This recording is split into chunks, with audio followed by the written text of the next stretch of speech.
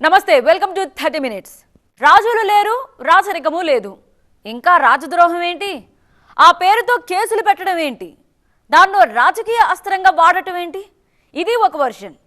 టెర్రరిస్టుల దాడులు, దేశానికి వ్యతిరేకంగా జరిగే కుట్రల సంగతి ఏంటి? 124A లేకపోతే వారికి అడ్డుకట్ట వేసేదెలా? అవసరమైతే రాజద్రోహం అనే పేరు మార్చాలి, కానీ ఆ సెక్షన్ మాత్రం ఉండాలి.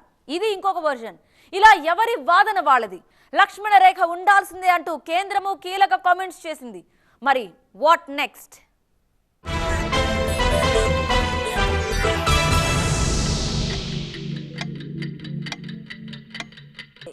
సమీక్షిస్తున్నామంటోంది కేంద్రం. అయితే ఫైనల్ డిసిషన్ తీసుకునే వరకు కేసులు పెట్టడం ఆపండి అని ఆదేశించింది న్యాయస్థానం. ఆ తర్వాత కేంద్ర న్యాయశాఖ మంత్రి కిరణ్ రిజిజు చేసిన వ్యాఖ్యలు చాలా కీలకమయ్యాయి. ఇండైరెక్ట్ గా ఎవరి పరిధి ఎంత అనే ప్రశ్నను, సరికొత్త చర్చను లేవనెత్తారు.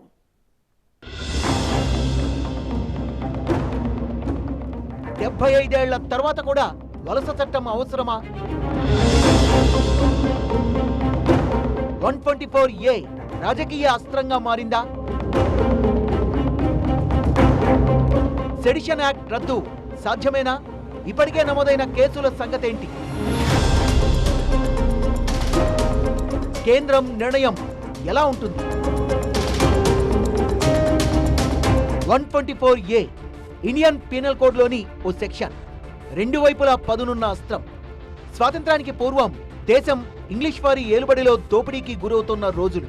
రవి అస్తమించని ఆ బ్రిటిష్ సామ్రాజ్యానికి వ్యతిరేకంగా ఫ్రీడమ్ ఫైట్ పురుడు పోసుకుంటున్న సమయం. అప్పుడు మన దేశ ఆకాంక్షలని, స్వేచ్ఛని, స్వాతంత్రమనే ఆలోచనని మొగ్గదశలోనే తుంచివేసేందుకు, ఆ ఆలోచన ఓ ఉద్యమంగా మారకుండా ఉక్కుపాదంతో అణచివేసేందుకు తెల్లవాడు ప్రయోగించిన, మనపై బలవంతంగా రుద్దిన చట్టమే రాజద్రోహం. అది రాణిగారి ప్రభుత్వం కాబట్టి, బ్రిటిష్ ప్రభుత్వం కాబట్టి రాజద్రోహం అనే మాటకు అర్థం ఉంది. కానీ 1947 తర్వాత, మరీ ముఖ్యంగా 1950 రాజ్యాంగం వచ్చిన తర్వాత ఇక్కడ రాజులు లేరు, రాజ్యాలు లేవు. ఇది ఒక ప్రజాస్వామిక ప్రభుత్వం అని చెప్పుకునే చోట. భావ ప్రకటన స్వేచ్ఛ, వాక్సభ స్వాతంత్ర్యాలు ఉన్నాయని చెప్పుకునే చోట పాత సెక్షన్ 124Aను అట్లాగే కొనసాగించారు. ఒక్కసారి 124A సెక్షన్ కింద కేసు బుక్ చేస్తే ఆ తర్వాత పరిణామాలు చాలా తీవ్రంగా ఉంటాయి. సింపుల్ గా చెప్పాలంటే జీవితాంతం జైల్లోనే మగ్గేలా చేయొచ్చు.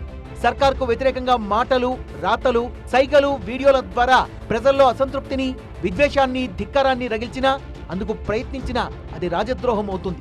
గరిష్టంగా లైఫ్ టైం పడుతుంది. ఫైన్ కూడా విధించవచ్చు. 3 ఏళ్ల జైలు శిక్ష, ఫైన్ కూడా వేయొచ్చు, లేదా కేవలం జరిమానాతో వదిలేయొచ్చు.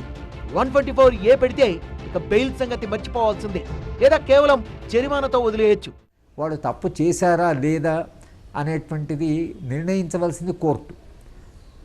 పోలీసులు ఒక మనిషిని ఈ చట్టం కింద అరెస్ట్ చేసిన తర్వాత వాళ్ళు ఎందుకు అరెస్ట్ చేశారు, దాని మీద నేరారోపణ ఏంటి, దానికి ఏమైనా సాక్ష్యాధారాలు ఉన్నాయా అని ఏమీ లేకుండా నెలల తరబడి వీళ్ళని జైల్లో వేయొచ్చు.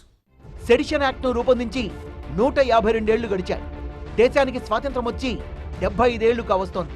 ఇంకా ఆ కాలం చెల్లిన వలస చట్టం ఎందుకన్న చర్చ దేశంలో ఎప్పటి నుంచో నడుస్తోంది. 124A సెక్షన్ను సవాల్ చేస్తూ సుప్రీంకోర్టులో గత ఏడాది పిటిషన్లు దాఖలయ్యాయి. విచారించిన న్యాయస్థానం అప్పట్లోనే కేంద్రానికి నోటీసులు జారీ చేసింది. I think it has lost all significance because India is a sovereign, independent nation and there is no case of any overthrow with violence. The overthrow of a government in today's times can be by democratic means. And though the Supreme Court has upheld this judgment, upheld this provision in 1962 in Kedar's case, I think time has come to have a relook and probably the government will do well to repeal this section. Indian penal కోడ్లోని ఈ 124A సెక్షన్ను పునఃపరిశీలిస్తామని కేంద్రం ఇప్పటికే చెప్పింది. So అప్పటి వరకు ఈ చట్టం కింద ఎలాంటి చర్యలు తీసుకోవద్దన్నది సుప్రీం తీర్పు సారాంశం. తదుపరి ఉత్తర్వులు వచ్చే వరకు కేంద్ర, రాష్ట్ర ప్రభుత్వాలు ఎలాంటి కేసులు నమోదు చేయొద్దని, ఇప్పటికే 124A కింద బుక్ అయిన కేసులు, ఫ్యూచర్లో నమోదయ్యే కేసుల విషయంలో మీ వైఖరేంటో చెప్పాలని కూడా కేంద్రాన్ని ఆదేశించింది సుప్రీం ధర్మాసనం. We respect the court, we respect the independence of the court. But there are things which is called Lakshman Rekha. All the organs of the state must respect each other and also to practice our respect in letter and spirit. Whatever we say, whatever we do, we have to ensure that we respect the provisions of the Constitution of India as well as all the existing laws. Terror activity, money laundering వంటి తీవ్రమైన కేసుల విషయంలోనూ 124A ప్రయోగించకపోతే ఎలా అన్నది కేంద్రం అభ్యంతరం. But ఈ sedition act పూర్తిగా దుర్వినియోగమవుతోందన్నది పిటిషనర్ల వెర్షన్. హనుమాన్ చాలీసా పఠించినా చివరకు పేకాట ఆడినా దేశద్రోహం కేసులు పెట్టడం ఏంటన్న ప్రశ్నల్ని సంధించారు. సో విభిన్న వాదనలు, అభిప్రాయాలు ఉన్నందున కేంద్రం సమీక్ష పూర్తయ్యే వరకు స్టే విధిస్తున్నట్టు ప్రకటించింది సిజేఐ ఎన్వి రమణ నేతృత్వంలోని ధర్మాసనం. అంతేకాదు ఇప్పటికే 124A కింద జైల్లో మగ్గుతున్న వాళ్ళు బెయిల్ అప్లై చేసుకోవచ్చని కూడా స్పష్టం చేసింది. किसी ने भी बात की नहीं होती, सेडिशन चार्जेस लगाए जाते हैं. कोई अखबार वाला कुछ लिखता है तो सेडिशन चार्जेस लगाए जाते हैं. कोई स्टूडेंट कोई बात करता है तो सेडिशन चार्जेस लगाते हैं. एक्टिविस्ट बात करते हैं तो पॉलिटिशियंस की तो बात ही नहीं है. अगर ये इसको रोकेंगे नहीं अभी तो जो हालात इस वक्त श्रीलंका के हैं उससे बदतर हमारे हालात हो जाएंगे, क्योंकि वहां भी ये जो इन्होंने हाइपर नेशनलिज्म का नारा चल रहा था, learn a lesson from what is happening in Sri Lanka. రాజద్రోహం విషయంలో గతంలోనూ సుప్రీంకోర్టు చాలా సీరియస్ కామెంట్స్ చేసింది. సెడిషన్ యాక్ట్ పిచ్చోడి చేతిలో రాయిలా మారిందని వ్యాఖ్యానించింది. అత్యుత్సాహం కలిగిన ఓ కార్పెంటర్ చేతిలో ఉన్న రంపం మాదిరిగా 124A చట్టం మారిందన్నారు సిజేఐ ఎన్వి రమణ. ఒక చెక్కముక్క కోసం మొత్తం అడవినే నరికేయడానికి ఈ రంపాన్ని ఉపయోగిస్తున్నారంటూ అభిప్రాయపడ్డారు. చాలామంది ఇప్పుడు ఏమనుకుంటున్నారు ఏంటంటే ఇదొక పిచ్చివాడి చేతిలో రాయ అంటే, బ్రిటిష్ వాళ్ళ కాలంలో ఇదొక పిచ్చివాడి చేతిలో రాయే. ఎందుకైతే మన ఎవరైతే స్వతంత్రం కోసానికి పోరాటం చేశారో వాళ్ళందరినీ ఈ సెడిషన్లో పెట్టేశారు. ఎందుకైతే మీరు బ్రిటిష్ ప్రభుత్వంకి వ్యతిరేకంగా మాట్లాడకూడదు అనేది. అయితే సరే బ్రిటిష్ వాళ్ళు చేస్తే అదేదో ఆశ్చర్యం లేదు. బట్ మనకేమిటంటే ఈ సెడిషన్లో ఏదైతే ఉందో మన ఆర్టికల్ 19(1) ఏదైతే మనకి ఫ్రీడమ్ ఆఫ్ స్పీచ్ ఏదైతే ఉందో దానికి టోటల్లీ విరుద్ధంగా ఉంది. సో ఈ సెడిషన్ యాక్ట్ ఇష్యూని సుప్రీంకోర్టు సీరియస్ గానే టేకప్ చేసింది. మరి కేంద్రం నుంచి ఎలాంటి సమాధానం వస్తుంది? సమీక్ష తర్వాత ఎలాంటి నిర్ణయం తీసుకుంటారు? చట్టాన్ని మొత్తానికే రద్దు చేసే ఛాన్స్ ఉందా, లేక చట్టం దుర్వినియోగం కాకుండా ఏవైనా చర్యలు తీసుకుంటారా అన్నది తేలాలి.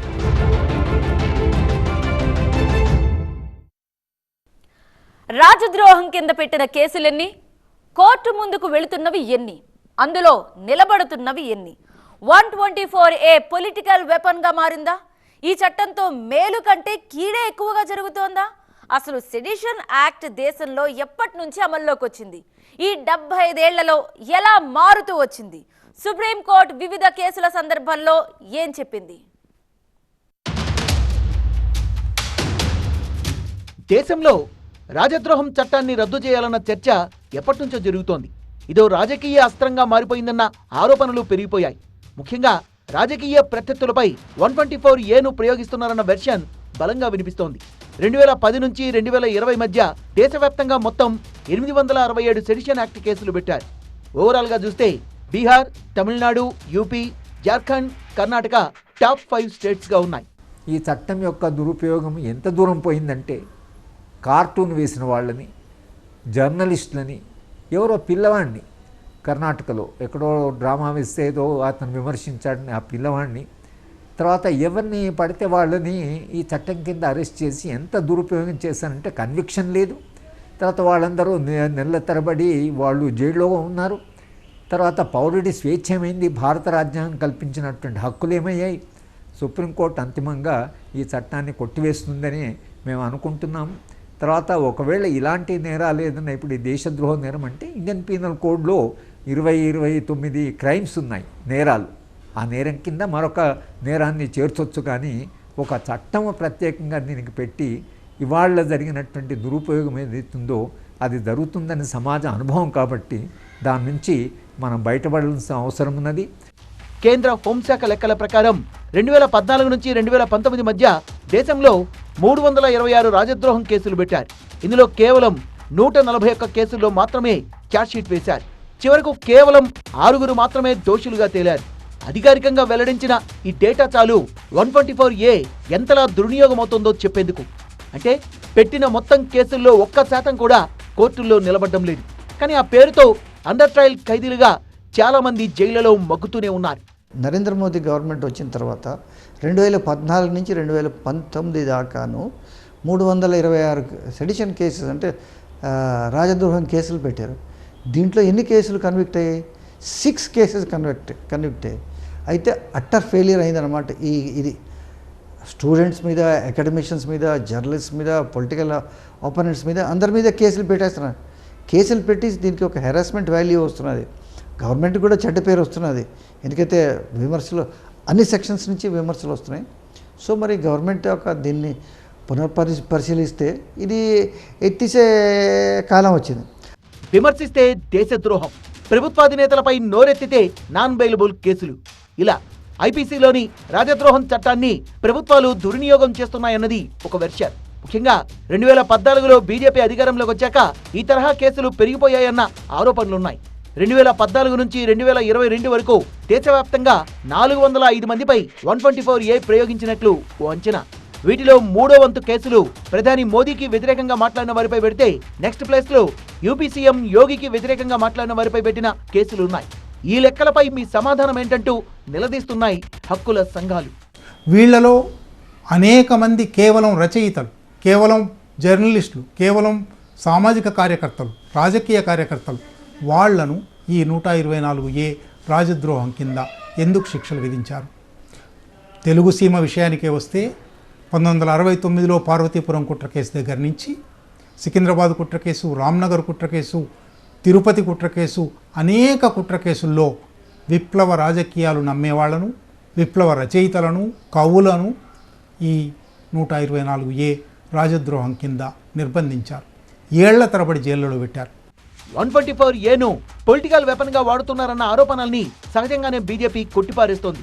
బ్రిటిష్ కాలంలో రాచరికం ఉండేది కాబట్టి అప్పట్లో ఈ సెడిషన్ యాక్ట్కు రాజద్రోహం అనే పేరు పెట్టి ఉండొచ్చని, కావాలంటే ఇప్పుడు ఆ పేరు మార్చాలని, కానీ సెక్షన్ను మాత్రం కొనసాగించాలని డిమాండ్ చేస్తున్నారు. ఈ యాక్ట్ను పూర్తిగా రద్దు చేస్తే నక్సల్స్, సంఘ విద్రోహక శక్తులు, టెర్రరిస్టులు మరింతగా రెచ్చిపోతారన్నది బీజేపీ వర్షన్.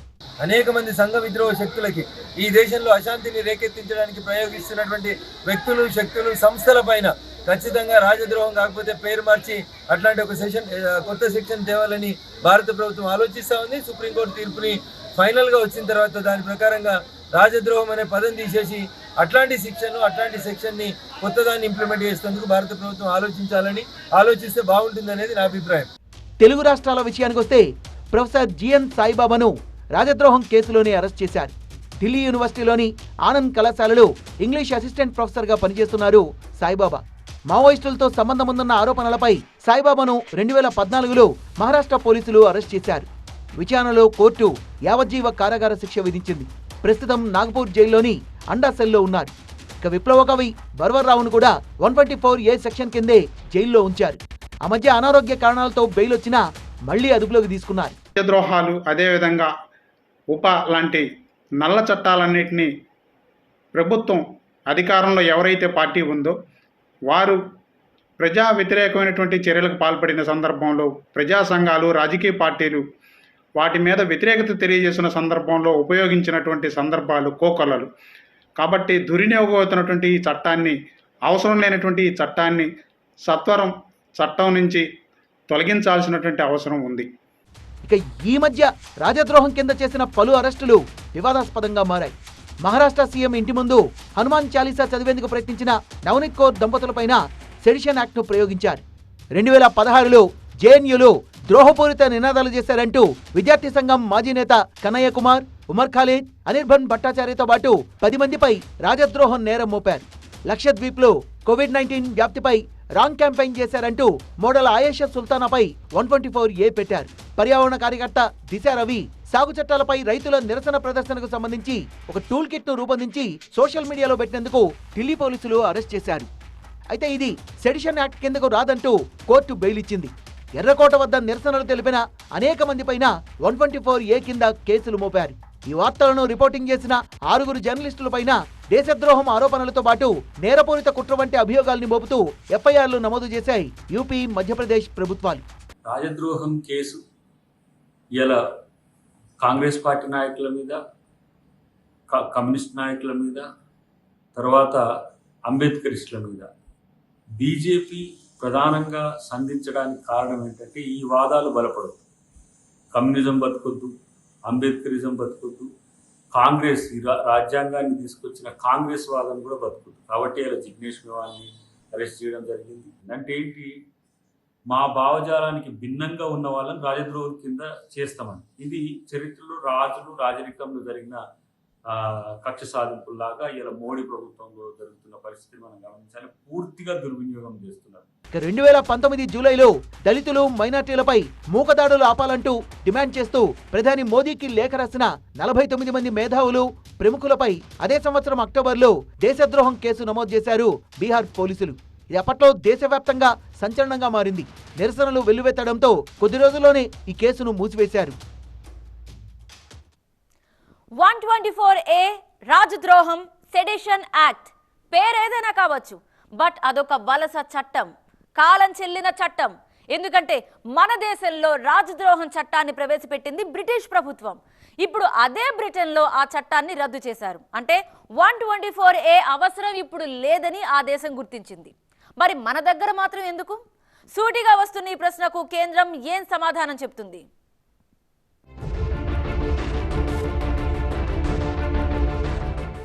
152 ఏళ్ల క్రితం ఇండియన్ పీనల్ కోడ్లో 124A సెక్షన్ని చేర్చారు. అప్పటి బ్రిటిష్ ఇండియాలో మొదటి లా కమిషన్ చైర్మన్గా పనిచేసిన థామస్ మెకాలే 1837లో భారత శిక్షా స్మృతి ముసాయిదా తయారు చేశారు. అందులో సెక్షన్ 133 కింద ఈ దేశద్రోహం నిబంధనను చేర్చారు. 1870లో దీన్ని ఐపీసీ సెక్షన్ 124Aగా చేర్చారు. స్వాతంత్ర్యం కోసం ఉద్యమించిన భారత పోరాట యోధులపై ఈ చట్టాన్ని ప్రయోగించారు. 1897లో బాలగంగాధర తిలక్ను 124A ప్రకారమే అరెస్టు చేశారు. ఆ తర్వాత మరో 2 సార్లు ఇదే సెక్షన్ని ప్రయోగించారు. మొత్తంగా 7 ఏళ్లు జైలు జీవితం గడిపారు తిలక్. 1922లో మహాత్మా గాంధీ పైన రాజద్రోహం కేసు మోపారు. యంగ్ ఇండియా పేపర్లో రాసిన ఆర్టికల్స్ కు వ్యతిరేకంగా కేసులు పెట్టారు. అప్పటి పరిస్థితులు వేరు, ఆ చట్టాన్ని తీసుకొచ్చిన ఉద్దేశమూ వేరు. బట్ ఇంకా దాన్ని కొనసాగించడం ఏంటన్నదే ప్రశ్న. బ్రిటిష్ వలస కాలం నాటి వలస కాలంలో భారత ప్రజల వాళ్లకు వ్యతిరేకులు కాబట్టి, భారత ప్రజలు వాళ్ళ మీద పోరాడారు కాబట్టి భారత ప్రజల మీద శిక్షలు వేయడానికి వాళ్ళు అనేక చట్టాలు తెచ్చారు. ఆ చట్టాల ఆనవాళ్లు ఉన్న ఏ చట్టము ఉండడానికి వీల్లేదు. 1500 చట్టాలను రద్దు చేశాము, ఆ క్రమంలో ఇది కూడా రద్దు చేస్తాము అని కేంద్ర ప్రభుత్వం అంటూ ఉన్నది. ఈ ప్రభుత్వమే తీసుకొచ్చిన UAPA, public security act, preventive detention act వంటి చట్టాలను కూడా అప్రజాస్వామిక చట్టాలన్నీ రద్దయితే తప్ప ఇవాల్టి చరిత్రాత్మక తీర్పుకు సాఫల్యం దొరకదు. ఇక రాజద్రోహం కేసులపై గతంలో కోర్టులో భిన్నాభిప్రాయాలు వ్యక్తం చేశాయి. 1958లో వాక్ స్వాతంత్రానికి సెక్షన్ 124A అడ్డుకట్ట వేస్తుందని భావించిన అలహాబాద్ హైకోర్టు దాన్ని కొట్టివేసింది. పంజాబ్ హైకోర్టు ఇదే తరహా తీర్పిచ్చింది. కానీ Kedarnath Singh versus state of Bihar case విచారణ సందర్భంగా సుప్రీంకోర్టు హైకోర్టుల తీర్పుల్ని పక్కన పెట్టింది. సెక్షన్ 124A రాజ్యాంగపరంగా చెల్లుతుందని స్పష్టం చేసింది. కేవలం ప్రభుత్వాన్ని విమర్శించడం రాజద్రోహ నేరం కాదని స్పష్టం చేసింది. ఇంకా దేశద్రోహం అనే సెక్షన్లు ఉన్నాయా, ఇంకా వాడుతున్నారా, దీనికి ఎక్కడ ముగింపు ఉంటుందని అనుకుంటాం అలాంటి వాళ్ళు అనుకున్న నేపథ్యంలో ఈ సందర్భంలో ఇంకా ఇటువంటి చట్టాలు కానీ ఇటువంటి సెక్షన్స్ కానీ ఏమన్నా ఉంటే వాటిని పునఃసమీక్షించి వాటిని రద్దుపరచాల్సిన అవసరం ఎంతైనా ఉంది. ఇప్పుడు పరిస్థితి చూస్తే రాజద్రోహంపై సుప్రీం చాలా ఘాటు వ్యాఖ్యలే చేసింది. స్వాతంత్ర్యం వచ్చిన 75 ఏళ్ల తర్వాత కూడా ఇంకా ఆ వలస చట్టాల అవసరం ఏంటని సూటిగానే ప్రశ్నిస్తోంది. అయితే కేంద్రం కూడా ఆచితూచి స్పందిస్తోంది. రాజద్రోహంపై వచ్చిన విమర్శలతో దాన్ని పునఃపరిశీలిస్తామని మోదీ సర్కార్ చెబుతోంది. బట్ మొత్తం ఆ సెక్షన్నే రద్దు చేసే ఆలోచనైతే కేంద్రానికి లేదని స్పష్టమవుతోంది. రాజద్రోహం తరహా కేసుల్ని పరిశీలించేందుకు ఓ ప్రత్యేక అధికారిని నియమించే యోచనలో కేంద్రం ఉన్నట్టు తెలుస్తోంది. అంటే ఓ ఎస్పీ ర్యాంక్ ఆఫీసర్ ఆమోదిస్తేనే కేసు నమోదు చేసేలా మార్గదర్శకాలు రూపొందించనుంది. అలాగే ఇప్పటికే ఉన్న పెండింగ్ కేసుల్ని జ్యుడిషియల్ ఫోరం ముందు పరిశీలించాలని భావిస్తోంది. కానీ అల్టిమేట్ గా పవర్లో ఉన్న వాళ్ళు జోక్యం చేసుకుంటే ఎస్పీ ర్యాంక్ అధికారి అయినా సరే ఒత్తిడికి గురికాకుండా ఉంటారా అన్నదే ప్రశ్న. ప్రస్తుతం కేంద్ర ప్రభుత్వం ఏం డిసిషన్ తీసుకుంటుందో చూడాలి. నిస్వార్థంగా తీసుకుంటే రద్దు చేస్తుంది, స్వార్థం ఉంటే దీనికి మార్పు చేసి హయ్యర్ ఆఫీసర్కు బదిలీ చేస్తుంది ఈ సెక్షన్లు బుక్ చేయాలని. అయితే ఇక్కడ అందరూ గుర్తుంచుకోవాల్సిన అంశం ఏంటంటే మన దేశంలో దేశద్రోహం చట్టాన్ని ప్రవేశపెట్టింది బ్రిటిష్ ప్రభుత్వం. అదే బ్రిటన్లో దేశద్రోహం చట్టాన్ని 2009లోనే రద్దు చేశారు. నిజానికి ఆ చట్టాన్ని రద్దు చేయాలంటూ 1977లోనే ఆ దేశ న్యాయ కమిషన్ సిఫారసు చేసింది. మరి మనకు మాత్రం ఇంకా ఆ వలస చట్టం ఎందుకు?